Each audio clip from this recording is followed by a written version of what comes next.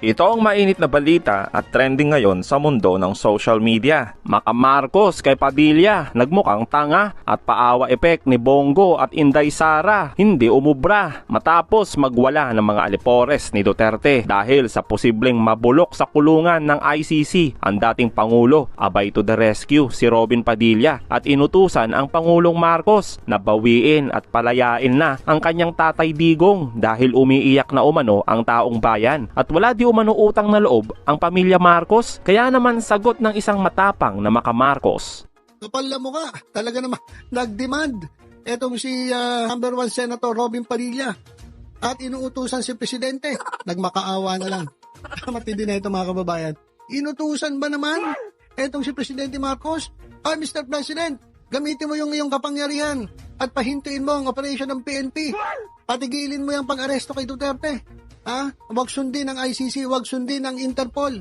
Sabi ni Robin Padilla, sobrang demanding mga kababayan ang demanding mo nung mga nagdaang araw, kung banata mo si Presidente Marcos, wagas. Diba? Tinatawan-tawanan nyo lang kapag si Duterte nagsasalita laban kay Presidente Marcos, nandyan ka lang sa gedli, pangiti-ngiti. Tinatawan-tawanan mo lang yung mga statement laban kay Pangulong Bongbong Marcos. So, pagkatapos yung ganun-ganunin, itong si Presidente Marcos, bigla ka ngayong lalapit at hihingi ka ng kumbaga magmamakaawa ka. O bakit? Dahil gipit na, wala na kayong magawa. Dahil yan ang batas internationally. So wala ka ng choice, kundi manghingi. Actually, hindi ka nang hingi, dinidemand mo to. O ngayon, nagtakagulo kayo, ikot ang puwet nyo. Paano nyo mapipigilan ang pagbitbit ni dating Pangulong Rodrigo Duterte dyan po sa Dahig, dyan po sa Netherlands. Ikot lahat ang puwet nila Dati, yayabang nyo pa no? Sabi nga ni Bato, meron ako yung yabang-yabang ni Bato, di ba? Sabi ni Bato ano ba yan? Sabi niya, sige, papasokin mo ICC. O yabang-yabang ni Bato. Tapos ngayon, nasan na si Bato? Nagtatago na ang Bato. Parang Diggs, nasan ang Bato? Wala si Bato, nananahimik, nagtatago. Hindi siya pwedeng humarap dyan, baka mapusasan din siya So, ito, ngayon mga kababayan, hihingi-hingi kayo ng pabor ngayon kay Presidente. Dati, yayabang din nyo. O ngayon, nagmamakaawa si Robin. Pero kung ako kay Presidente, wala, relax ka lang muna dyan, Mr. President. At etong mga to, hayaan mong lumapit sa'yo at magmakaawa. Pagkatapos yung sabi-sabihan na itong si Presidente na bangag, na adik. Akala ko ba bangag? Akala ko ba adik? Ba't ngayon lumalapit ka para iligtas etong si Duterte na madala dyan sa Dahig, dyan po sa Netherlands? Diba, bangag kayo ng bangag.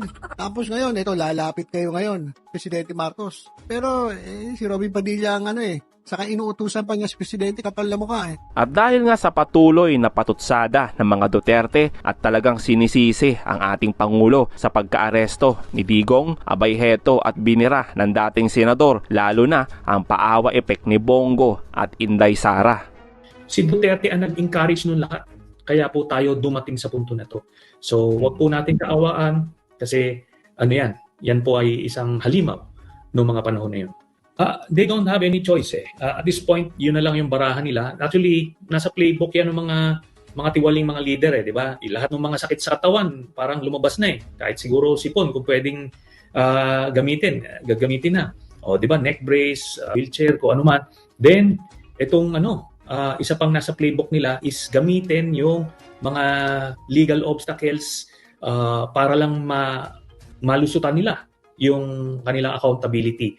Ito po yan. And sabi ko nga, it is tragic na ganito yung nangyayari na sila ngayon ang nagkukumahog gamitin yung korte for legal remedies. Samantalang yung mga pinagpapatay nila ay hindi nila binigyan ng pagkakataon man lang na madepensahan yung kanilang sarili using the due process accorded to them sa isang demokrasya. Ito, binasahan siya ng kanyang preserve yung kanyang karapatan.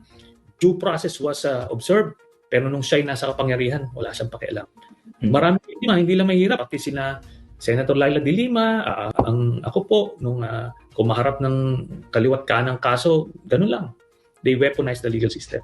Na ang mensahe dito, pagka ikaw gumawa ng sala, kahit presidente ka, mananagot ka. Ito ay magiging halimbawa sa mga future political leaders ng bansa na yung mga na-inspire man ni Duterte na mag-abuso ng kapangyarihan at gawin yung ginawa niya, hindi na nila magagawa without considering yung nangyari kay Duterte.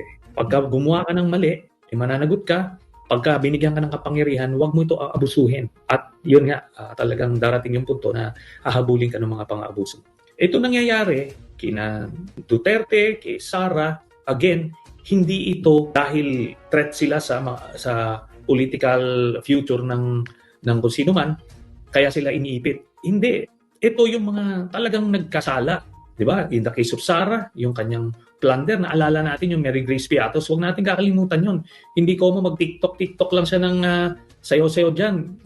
O kaya magpaawa effect. Suddenly, makakalimutan natin. Si Duterte naman, bukod sa pagnanakaw, di ba? Ang daming kasalanan nitong mga to.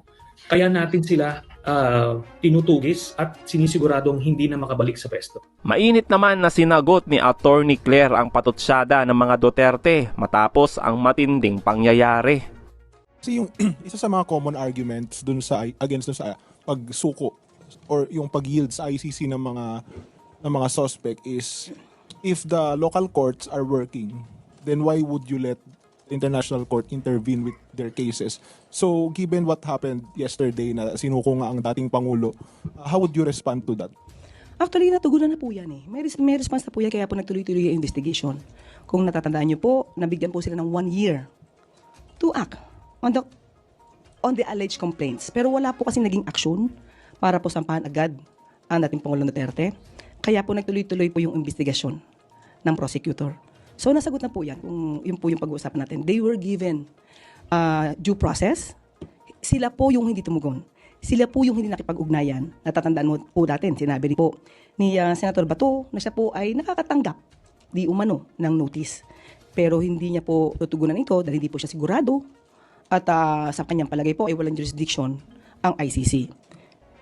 Kung may nagkulang man po at sinasabing hindi sila nabigyan ng due process, sila po mismo ang tumalikod sa kanilang karapatan na madinig ng prosecutor patungkol sa kanilang mga ebidensya. Say if I'm not mistaken, the argument refers to the courts or the judiciary system itself, no? Meaning kapag nagwo-work naman daw yung judicial system sa Pilipinas, then why would an international court intervene in a particular case? Can we say that the local courts are still working, our local courts? Of course, still working. Pero sa pagkakataong ito, sa panahon ng dating Pangulong Duterte, hindi natin alam. Kaya nga nagkaroon ng hearing or nagkaroon ng pag-file ng complaint sa ICC. Katulad ng sinabi ko, binigyan ng gobyerno ng 1 taon para patunayang gumagana ang hustisya laban sa mga war on drugs ni dating Pangulong Duterte. Pero wala pong naisampa. Kaya po nagtuloy-tuloy ang investigasyon ng prosecutor. Follow up lang po, related question. There are calls by some supporters of the Duterte family, no, na people power daw po. Mag-launch daw ng people power in support of the former president, and some are calling on people na pumunta sa streets. What do you say to those kinds of statements? Hindi po ba pagbabagsak ito ng gobyerno? Unang-una po, may warrant of arrest.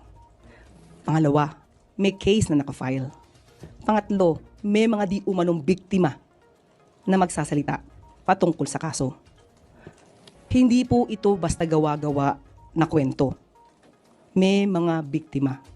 Hindi ito pagpaplanta ng ebidensya. Hindi galing ang kaso sa Pilipinas. Ito ang kaso ay pending sa ICC.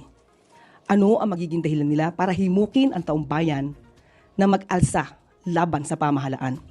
Samantalang ang pamahalaan ay gumagawa, tumutupad ng batas. Ang pagtawag ba ng people power ay paglabag sa batas? Dapat ang mga tao ngayon, ang mga kababayan natin, mag-isip, alamin, ano ba ang nangyayari? Ang kasong ito sa ICC ay hindi gawa-gawa ng pamahalaan. Gawa ito sa panahon ni dating Pangulong Duterte. Gawa ito ng war on drugs ni dating Pangulong Duterte. At aminado siya rito. Bakit isisisi ang pag-i-issue ng warrant of arrest, ang pagpapadala sa kanya sa ICC, kung siya mismo, sinabi ni dating Pangulong Duterte, sue me. I will take all the legal responsibilities on this. Bakit tayo ngayon umiiyak? Samantalang pinapatupad lang naman natin kung ano ang nasa batas. Yusek, naturally naglulutangan po yung iba't ibang legal opinions tungkol dito sa well, first in our history na nagkaroon po ng ganitong pagsuko sa isang dating Pangulo sa isang foreign court.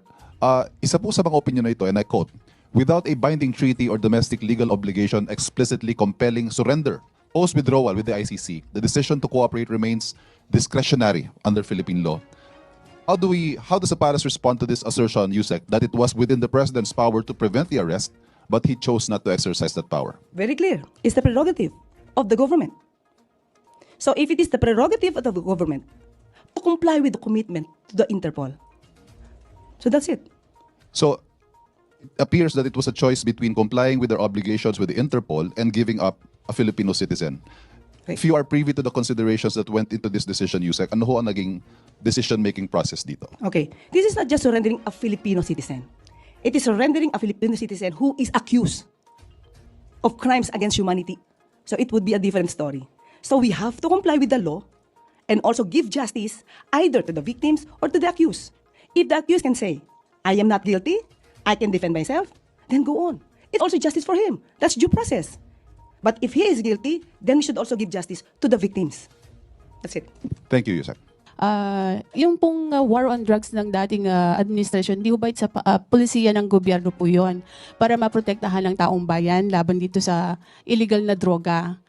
Paano naman po yung human rights or karapatan ng mga naging biktima nitong mga sangkot sa illegal na droga na siyang naging parang pundasyon po nung polisiya na yun ng pamahalaan. Nakabuti naman po yung war on drugs sa karamihan ng ating mga kababayan. Dapat natin i-determine anong klaseng kabutihan. Are we talking, kasi you're talking about war on drugs in general. Everybody is against illegal drugs. Tanong natin, war on drugs kasama ang tukang, kasama ang pagpatay, walang due process, kasama yung sasabihin ng polis na, sige, sabihin mo sa kanyang lumaban para matapos na at mabawasan ang problema sa Pilipinas. Hindi siya dapat polisiya ng isang gobyerno in the first place. It's against the law. Ang masama, wala pang hearing. Hindi natin matatanggap na yung war on drugs na pinairal ni dating Pangulong Duterte ay tama. Kung may natulong sa iba, paano naman yung namatayan? Pero hindi natin matatanggap na polisiya siya na dapat sundin ng isang gobyerno.